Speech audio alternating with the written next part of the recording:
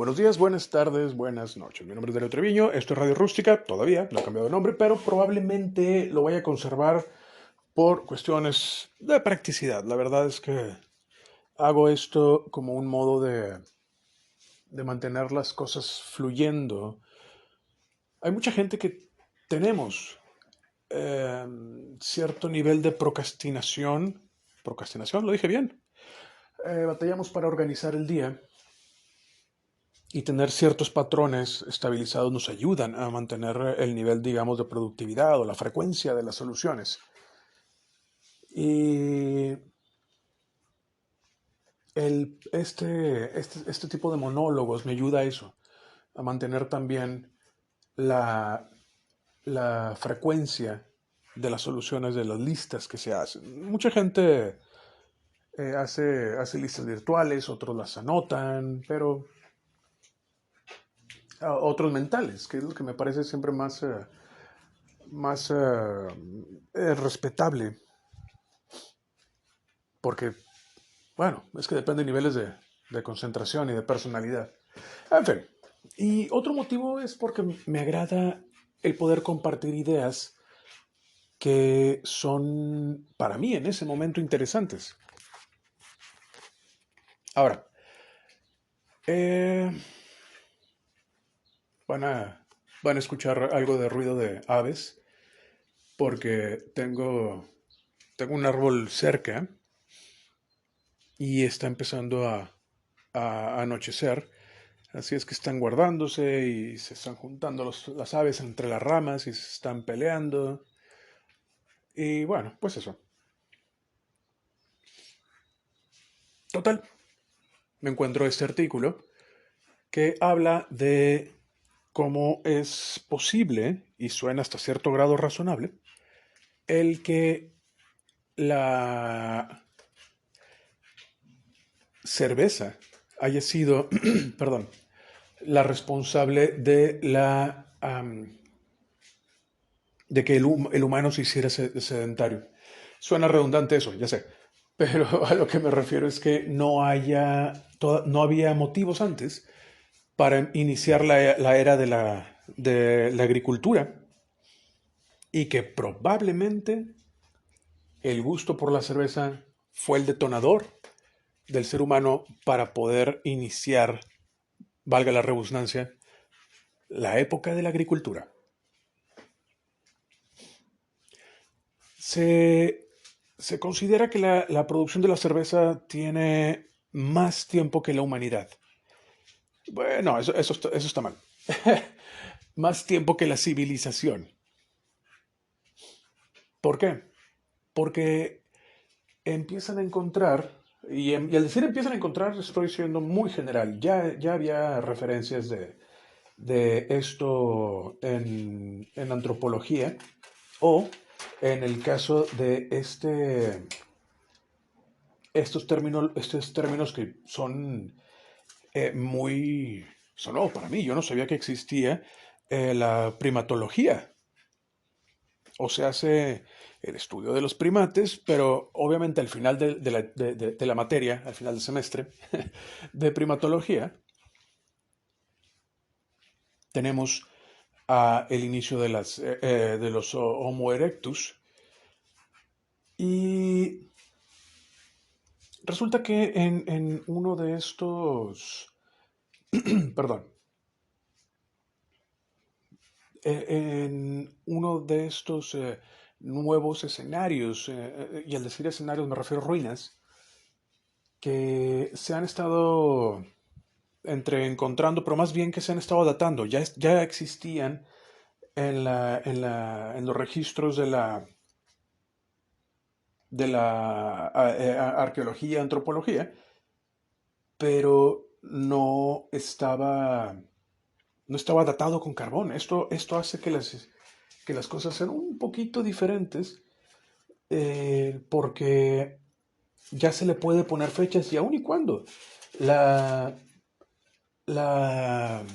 haya cierto debate respecto, y estos son debates fundamentalistas o ideológicos respecto a la datación de carbono. En algunos movimientos religiosos se promueve la anticiencia, esto para poder empujar la idea de que el carbono 14, el carbono creo que 16, que se utilizan para datar algunas antigüedades, no pueden ser más viejos que 4.000 años, que dentro de algunos sistemas de creencias se estima que es el tiempo en el que el dios judío creó el planeta Tierra, o por lo menos la galaxia, la Vía Láctea, pues. Pero no vamos a tomar el tema teológico, sino el histórico.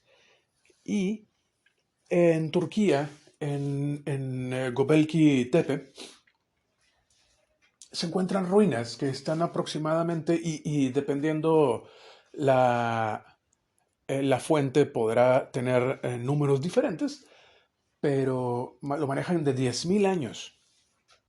Esto soporta o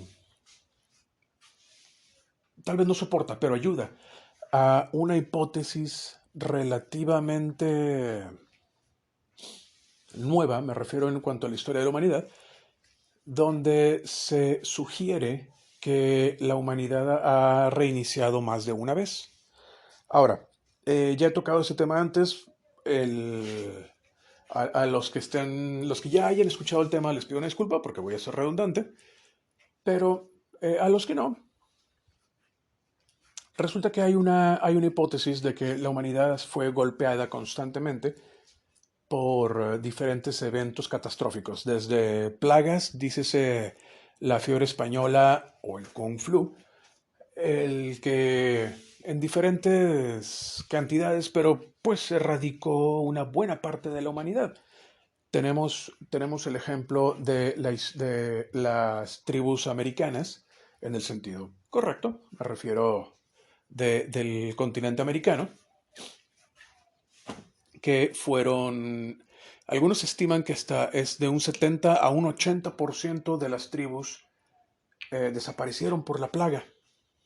Todavía no está muy seguro bien a bien qué enfermedad europea fue la que logró cruzar en las carabelas,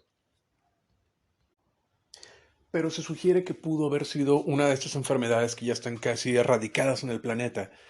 Eh, ¿Cuál fue la que? Creo que es el sarampión, ¿no? El que fue de las pocas enfermedades que han sido erradicadas por la raza humana. Y hay registros, creo que de Fray Servando, o creo que Fray Eusebio Quino, no me acuerdo, de estos monjes que estaban levantando información histórica respecto a las tribus y la interacción con la corona española. Y creo que los tlaxcaltecas le llamaban inclusive la maldición porque solamente afectaba a las tribus indígenas. Así es que debió haber sido una enfermedad que era de lo más común en la Europa medieval. Pero bueno, estoy divagando un poco. El punto es de que al haber sido golpeada la humanidad con este ejemplo, como las plagas y esta naturaleza del ser humano a expandirse y buscar nuevos terrenos, se reinició unas cuantas veces, se redujo a su cantidad mínima y luego volvió a expandirse y después se volvió a reducir. De ahí a que hay indicios de que la humanidad pudiera tener más de 10.000 años de civilización, no, no entre 6.000, que es lo que se contemplaba con los egipcios, bueno, todo lo que sean pre-egipcios y las tribus también preasiáticas. Al decir preasiáticas me refiero preimperiales, cuando eran clanes, pero ya tenían cierta estructura cultural. Y en, en las ruinas de Göbekli Tepe se sostiene este argumento porque al ser aproximadamente, redondeándolo, de 10.000 años, pero se considera que está en un rango de 10.000 a 8.000. ya tenían un templo, un centro cultural, por así decirlo, en el que se estaba consumiendo cerveza. Una cerveza que bien puede ser una proto cerveza, pero era un fermentado. No se sabe exactamente el proceso, pero de acuerdo a los registros más antiguos, que puede ser inclusive para la parte final de lo que es el neolítico, que es un tiempo muy, muy antiguo. La humanidad como homínido, como primate, tiene, creo que tiene como 1 millón de años. Es relativamente nueva. Pero en la estructura de civilización, ahora con esta evidencia puede tener hasta 10.000 años. Así es que la receta podría haberse perdido en el tiempo, pero se considera a que si fue en esta zona de Turquía, probablemente tenga una similitud con otro tipo de cervezas antiguas o tradicionales, donde se, se machacan los granos y se hierven para que sean un poquito más digeribles todavía por la bacteria, y luego se dejan a fermentar. Pero la cerveza de aquel entonces, comparada a la presente, estamos hablando de una diferencia considerable, porque no es una cerveza como muchos la tienen en mente con la transparente y burbujeante, sino más cercano a lo que sería un desayuno, una masa pulposa como una avena, y lo que se hacía es que con varitas de paja o de alguna planta que pudiera ser semejante a una paja y que fuera hueca, era lo que lo enterraban en estos pozos para fermentar, que estaban en el suelo generalmente. Ya después sí se empiezan a hacer en jarras, pero el hábito de consumirlo en paja no se perdió por mucho tiempo, porque era una actividad comunal, era una actividad no nada más ceremonial, sino también comunal, y se ponían alrededor de este tallado de piedra en el suelo donde se estuvo fermentando, y todos estaban sorbiendo de este fermento que podía tener hasta un porcentaje de un 2 o un 3% de alcohol. Tenía un nivel bajísimo de alcohol. Digo, para los estándares de ahora, que los humanos con tantos milenios de estar consumiendo cerveza, desarrollamos esta habilidad donde puedes efectivamente tomar 1 o 3 onzas de alcohol de 40 grados, dícese algún mezcal añejo o algún vodka de baja destilación, no sé, de pobre destilación. Y, y no morimos. Vamos a empezar desde ahí. Así es que esta tendencia del humano de hacer agua potable, todavía con un poquito de algo que es el alcohol, que bajo los estándares antiguos probablemente la sensibilidad del alcohol fuera mucho mayor. Así es que el efecto tranquilizador, refrescante, o no sé, creo que refrescante no. El efecto tranquilizador y anestesiante del alcohol pudiera ser detectado aún a un porcentaje de 2%. Y de ahí la razón del artículo que me había encontrado, el que se considere que probablemente no fue el maíz o el trigo los que hicieron la época de la agricultura, sino la cerveza. Y el deseo de estas tribus de darse un subidón, o en este caso un bajón, porque la cerveza es un depresor, es un anestesiante, que, no sé, tal vez después de un día de ser perseguido por un dientes de sable, una cerveza te caería bien. Así es que el motivo del artículo era principalmente el establecer la posibilidad de que tenemos más tiempo, que la cerveza y es más vieja de lo que creemos, es más vieja que el contexto, o no el contexto, que el concepto de civilización.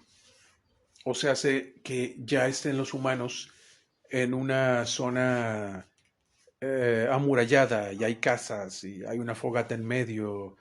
Es más viejo que eso todavía.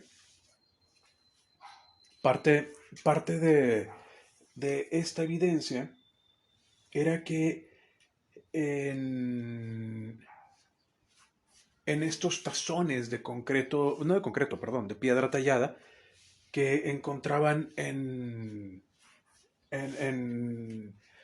los pueblos en los que alguna vez habitaron humanos, o lo que decía de Gobekli Tepe, encontraban, se llaman fitolitos, que es una planta, es una bacteria, perdón, que se da como parte del proceso de la fermentación, pero el detalle interesante es que se da con la fermentación del lúpulo. Y el lúpulo es obviamente uno de los elementos más importantes de cualquier cerveza con cuerpo. Así es que para haber llegado a ese punto donde están mezclando el lúpulo, lo que puede haber sido prototrigo o lo que llamaban bien los mexicanos teosente, teosente o teosontle.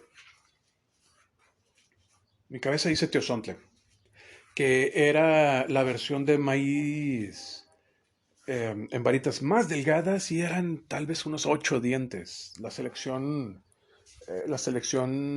de especies de los mexicanos fue lo que terminó siendo el maíz con el centenar dientes de maíz. Curiosamente, también los aztecas tenían un tipo de fermentado a base de maíz. Y el proceso era casi idéntico a lo que acabo de explicar, que era lo que se hacía con otras tribus euroasiáticas en la época del Neolítico, donde se hervía el maíz, se machacaba y se fermentaba. Hasta la fecha sigue siendo parte de la tradición, creo que es Raramuri, donde antes de estos maratones brutales que, que suceden en las Huastecas, que soy franco, aquí no recuerdo por qué se llaman Huastecas ni por qué están nada más en ciertas partes del país. No son,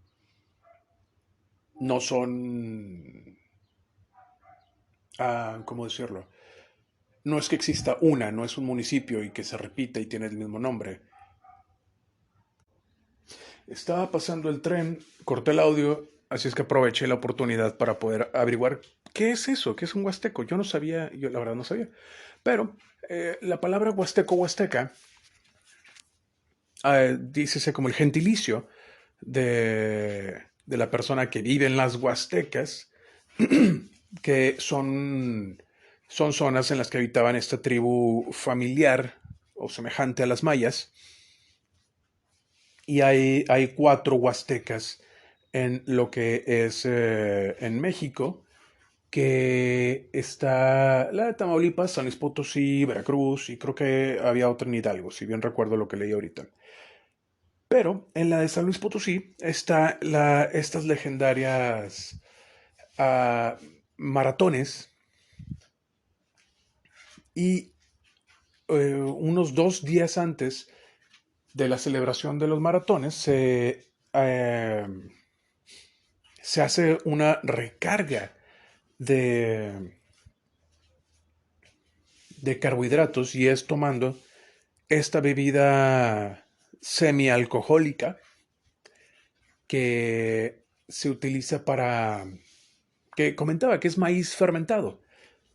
Entonces es como si fuera un atole fermentado con un nivel bajo de alcohol, pero lo que hacen también es que están acumulando carbohidratos, almacenando carbohidratos para la quema de estos maratones de nuevo brutales. Y, y la tradición creo que todavía existe. No sé qué tanto fue afectada por la pandemia, por el virus chino. Y bueno, pues eso. Ahora, el, y con el perdón del sonido de papel, pero como les comentaba antes, a veces hay que hacer el guión para mantener la línea y no desperdiciar muchos segundos. Tenía el mío hecho. Ahora, parte de lo que me pareció tan interesante de todo esto, no solamente el que la cerveza sea tan vieja y que sea tan parte de la humanidad, que es simplemente algo que damos por sentado, aun y cuando consume mucha agua para su producción, el que seamos tan tolerantes al alcohol, me refiero a comparación de cualquier otra especie de animales.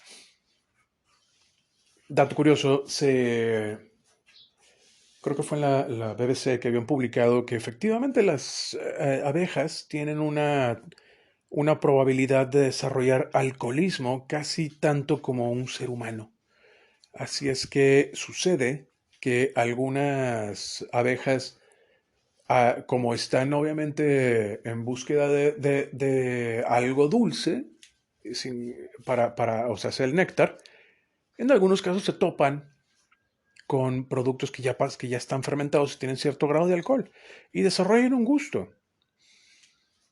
Se había detectado que algunas abejas, después de haber consumido grandes dosis de alcohol porque se vuelven adictas y como no tienen un sistema nervioso o un cerebro como el del humano que tiene ciertas capacidades para regular emociones e impulsos, la abeja no, entonces literalmente pueden matarse tomando o si logran regresar al panal no las dejan entrar. Detectan un comportamiento extraño y las abejas que normalmente cuidan la entrada no las dejan entrar. A lo mejor las detectan como si estuvieran enfermas. Pero bueno, está interesante. Ahora, en todo este proceso de investigar, empezando con lo de la cerveza, me quedé pensando también, ¿desde cuándo los humanos empezaron a cocinar la carne? Porque hay varias líneas hay varias cosas, mejor dicho, que aprendí en este proceso. Una de ellas fue que eh, la mayoría de los humanos tienen herpes, y no me refiero herpes sexuales, sino que la humanidad, antes de empezar a cocinar carne, mordía directo del hueso y consumían obviamente carne de algo que cazaran. Es uno de los vehículos más ricos en nutrición para los humanos y bueno, en ese escenario de aquel entonces, cuando se comía eh, tal vez una vez cada 2 días, tal vez más, el empaquetar el cuerpo con alimento de alta concentración de energía tenía perfecto sentido, como comer carne, grasa, cerebro, todo eso. Pero el detalle es que aparentemente el herpes era una bacteria animal, no era humana y que probablemente se pudo haber pasado de la carne cruda que se estaban comiendo y heridas en las encías, dientes, labios del proceso de estar mordiendo carne cruda de un animal recién matado. El detalle es que los herpes aparentemente pueden traspasar lo que es la... Ay, se me fue el nombre. Esta... La placenta. Así es que literalmente el, el herpes puede estarse pasando de generación a generación a generación a generación sin siquiera haber tenido algún tipo de contacto sexual. O se hace traer un herpes desde nacimiento. Me pareció muy impresionante la idea, y no solo eso, sino también interesante y por qué el humano en algún punto empieza a consumir la carne cocinada. Ahora, en todo este proceso me encuentro cosas todavía un poco más extrañas. Y algo que no había considerado era en qué punto ya estaban los humanos. Recordemos, la figura como humano, la homínida, tiene como 1 millón de años. En eso estamos agregando a todos estos, lo que comúnmente les llamábamos cavernícolas, ¿no? Estas subespecies o especies hermanas de homínidos con cierto grado de inteligencia, pero con cierto grado de diferencia en tamaños, etcétera. Y resulta que en los registros dentales del Neandertal se encuentran evidencias de calcificación de hojas y especias. Así es que probablemente al principio de la humanidad, o vamos a decirlo inclusive a la mitad, con fin de tener una referencia, entonces, como dijéramos 500.000 años atrás, ya estaban cociendo la carne y ya estaban utilizando especias, ya le estaban cambiando el sabor, ya le estaban encontrando otros niveles, pero esto lleva a una pregunta más compleja todavía. La habilidad de cocinar requiere cierto nivel de capacidad cognitiva, porque no es simplemente arrojar eso, lo que sea, un vegetal, una carne, un lo que sea, al fuego, esperar a que se queme, se apaga el fuego, sacas lo que quedó y te lo comes. No, tampoco es lo que mucha gente hace, que van a cocinar algo y ponen todos los ingredientes en una cacerola, le avientan agua y le prenden fuego. Y listo. No, es un proceso de identificar en qué punto esto está quemado, en qué punto esto está crudo y en qué punto esto puede saber mejor. Y ese desarrollo de habilidades es lo que lo hace más interesante que el Neandertal hace 500.000 años, y no es el número correcto. Este lo saqué con referencia nada más de utilizar la mitad del tiempo que existe, que tiene estimado la existencia de la humanidad. Ya estaba eh, eh, midiendo textura, olor, sabor. Ahora, hay una parte que me pareció todavía más interesante y era que no había considerado. La papa prácticamente era venenosa. Al decir venenosa no me refiero a que te mataba, me refiero a que te enfermaba. Y igual los incas con la selección de especies logran tener una papa no solamente consumible, sino que también de diferentes colores, texturas. Y resulta que el nivel de ¿cómo se dirá? El nivel de aprovechamiento de lo que se consume una vez que fue cocinado, hasta cierto grado, no nada más lo sanitiza, sino que también ayuda a que sea más fácil de poder ser absorbido por el cuerpo humano y tener un nivel de aprovechamiento mayor. Pero la papa fue la que me llamó más la atención, porque tiene un 66% de un 60 a un 66% más de capacidad de absorción.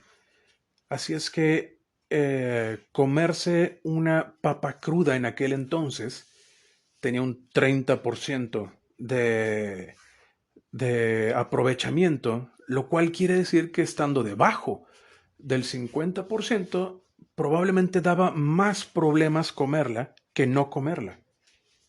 Así es que el cuerpo tenía que hacer más esfuerzo en digerir eso que lo que estaba sacándole de provecho, sin contar que hay papas que si tienen algún tipo de hongo, las identifican porque se ve un anillo verde cuando la parten de la mitad. No es tóxico, pero no está bien. Eso no se come. Puede efectivamente afectar la digestión. Y nunca se me ha ocurrido eso. Ahora, encontramos que también el huevo, y creo que todos alguna vez vimos eso, ¿no? La leyenda del boxeador que se levanta a las 5 de la mañana para entrenar y saca 3 4 huevos del refrigerador, los licúa con un plátano y vainilla y leche y ese es el desayuno. El nivel de aprovechamiento de ese huevo obviamente es mejor que el de la papa, pero también es mucho más bajo el nivel de aprovechamiento crudo, a creencia de mucha gente que, como en algunos casos lo tendrán registrado, que hay gente que tienen estos sistemas de ideologías de comer todo crudo para mejorar tu bienestar, pero resulta que lo que termina sucediendo es que le agregan un esfuerzo extra al intestino grueso, porque al no haber sido desnaturalizadas algunas fibras o algunas proteínas vegetales a través de la cocción, quedan muchas fibras y celulosas sin ser digeridas por el nivel de acidificación del estómago, los ácidos gástricos, y el resto va directo al intestino grueso, donde tenemos otro set de bacterias que también hacen otro set final de procesamiento, que es desglosar también la celulosa, que es lo que produce los gases en cuanto a los frijoles. Y simplemente gran parte de todo eso que no se pudo aprovechar porque no fue consumido es trabajo extra para esa sección del estómago. Entonces, generalmente tienen un nivel más bajo de aprovechamiento de alimento y un nivel más alto de inflamación. Está muy interesante el tema.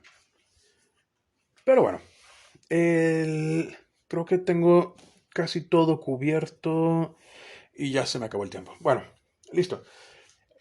Bueno, a quien sea que le pude acompañar estos 35, sí, 35 minutos de conversación, de monólogo, espero que le haya sido de interés. Si alguien quiere agregarme a su lista, ¿qué? Es que me estoy publicando en 4 medios, así es que no sé cómo funcionan algunos otros. En Spotify, bueno, suscríbanse. Lo que sea en Google Podcast, no sé si hay comentarios, pero si alguien tiene oportunidad de dejarme algún comentario en cualquiera de las opciones que estén escuchando, sea iTunes, sea Spotify, sea Google Podcast y lo que es en Anchor, se los agradecería mucho para empezar a reconocer cómo funciona este programa. Hay muchas cosas que no estoy todavía familiarizado. También les recuerdo que dentro de poco pienso mover todo a YouTube, esto con el fin de no nada más facilitar el acceso a los monólogos, sino también para tener la posibilidad de poder monetizar esto, ya que gran parte de los servicios de Spotify no son monetizables en mi país. Pero bueno, si les gustó lo que escuchó, por favor recomienden. Y si no, gracias por haberse quedado conmigo hasta este momento. Por mi parte ha sido todo. Mi nombre es Darío Treviño. Que tengan un excelente día.